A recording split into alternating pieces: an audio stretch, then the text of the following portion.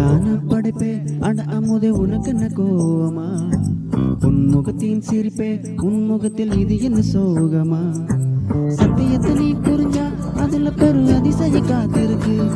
அதில் சொல்லும்படி நீ நடந்தா உனக்கு பெரும் புதையல் காத்திருக்கு மலரே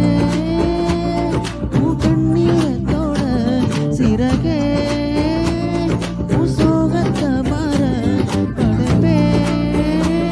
உன்னை படைத்தவர பார்த்து உன் பழசெல்லாம் ஒதுக்கிட்டு சோகத்தை மறந்துட்டு இயேசுவை நீ பாரு